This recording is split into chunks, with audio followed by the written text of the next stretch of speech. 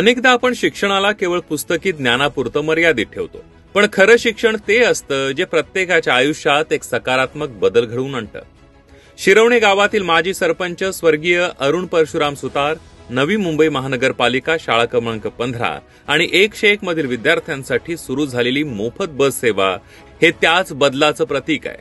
ही बस सेवा आता या मुलांसाठी एक सुरक्षित दुवा बनली आहे.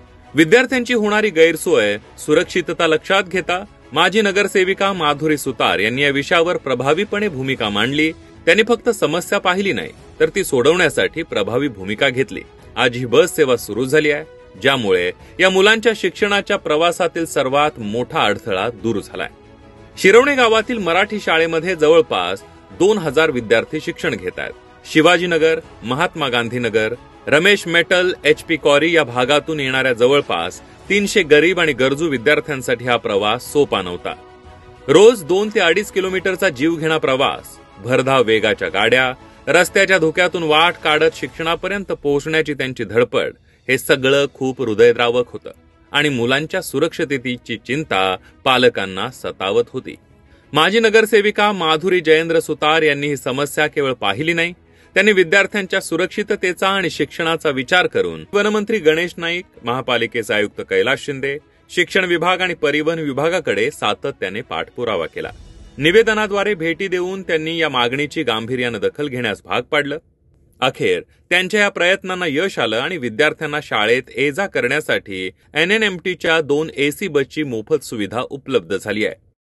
माधुरी सुतार यांनी हे दाखवून दिलंय की जर मनापासून एखादा प्रश्न सोडवायचा ठरवला तर त्याला नक्कीच यश मिळतं. या शाळेमध्ये जवळपास 2000 विद्यार्थी हे शिक्षण घेत आहेत आणि त्यातील बरेच विद्यार्थी हे शिरवणे गाव त्याबरोबर नेरुर या परिसरातील आहेत. आणि असं निदर्शनास आलं की जवळपास 300 विद्यार्थी हे जवळील महात्मा गांधी नगर असो, रमेश मेटल असो, शिवाजीनगर असो, या कॉरी परिसरातील जे आर्थिक दुर्बल घटकातील जे परिवार आहेत त्या परिवारातील ही मुलं आहेत आणि त्यांना 2 ते 2.5 किलोमीटर पेक्षा जास्त अंतर पायी चालत येऊन इथे शिक्षण घेण्यासाठी या शाळेमध्ये यावं लागतं. आणि कधी कधी त्यांना जो प्रवास म्हणजे कुठलं वाहन असो त्याचा जर मार्ग अवलंबला तर तो आर्थिक भुर्दंडही त्यांच्या परिवारास पडत आहे. तर अशा वेळी त्या मुलांची शिक्षण घेण्यासाठीची जी संख्या आहे, म्हणजे मन असून सुद्धा एवढा लांब परिसरात यावं लागत आहे, ही बाब लक्षात घेता त्या मुलांसाठी बस सेवा उपलब्ध व्हावी ही गोष्ट आमच्या निदर्शनास आली. आणि त्याच्यासाठी आम्ही सन्माननीय आमचे वनमंत्री गणेश नाईक साहेब यांच्यापुढे जनता दरबारात मी निवेदन दिलेलं.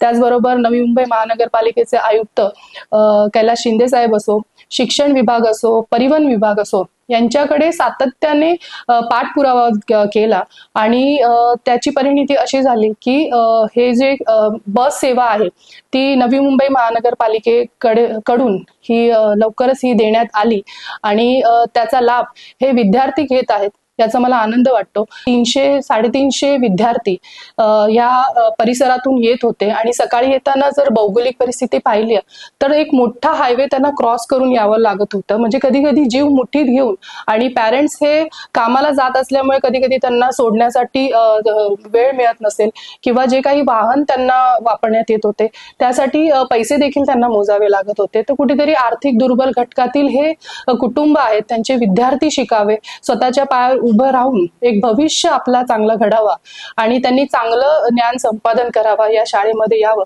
ही एकच मनीषा मनात घेऊन आम्ही हे या संदर्भातलं निवेदन दिलं. त्याचा पाठपुरावा मी केला आणि आज ही सेवा त्या मुलांसाठी सुरू करण्यात आली. त्याच्याबद्दल मी खरंच लोकनेते आमचे गणेशजी नाईक साहेब असो, सन्माननीय आयुक्त साहेब असो, शिक्षण विभाग असो, परिवहन विभाग असो, त्यांचे सर्वांचे मी धन्यवाद व्यक्त करते. या मोफत बस सेवेमुळे विद्यार्थ्यांना मोठा दिलासा मिळाला असून विद्यार्थ्यांनी पालक यांनी माधुरी सुतार आणि त्यांच्या प्रयत्नांबद्दल कृतज्ञता व्यक्त केली आहे. आता या विद्यार्थ्यांना रस्त्यावरील धोक्यांना सामोरे जावं लागणार नाहीये. त्यांच्या पालकांची चिंता कमी झाली आहे. आता ते निर्धास्तपणे आपल्या मुलांना शाळेत पाठवू शकतात, कारण त्यांना माहित आहे की त्यांच्या मुलांचा प्रवास सुरक्षित आहे.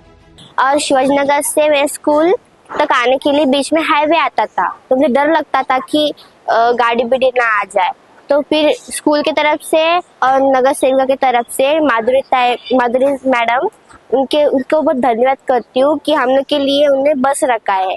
अभी मैं बस में जाती भी हूँ, आती भी हूँ। फैमिली को कुछ डरने लगता, मुझे भी कुछ डरने लगता। ती मी आधी जेव्हा रिक्षाने यायची तेव्हा खूप खर्च व्हायचा।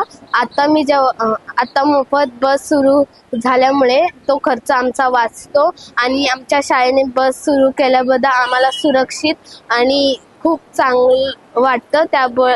आणि आमच्या शहरातल्या नगरसेविका माधुरी सुतार यांचे मी मनापासून खूप आभार मानते। मी रमेश मेटल कॉरीवरून येते।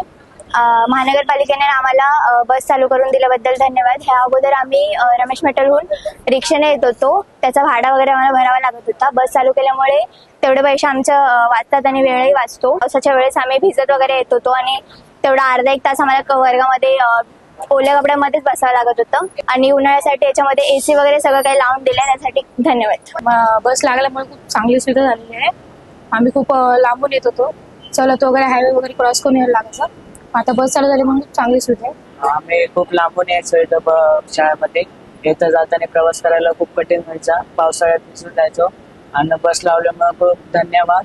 कारण रिक्षा खूप वेळाने यायचा आणि आम्हाला शाळेत यायला खूप टाइम व्हायचा। बस लावल्यामुळे आम्ही टायमावर पोहोचू शकतो व टायमावर घरी जाऊ पण शकतो। माझी मुलगी पलक दसाडे ही महात्मा गांधी नगरमधून रोज सकाळी रिक्षाने आपली येत होती। भीती वगैरे वाटायची सकाळी जाईल का नाही, लवकर येईल का नाही।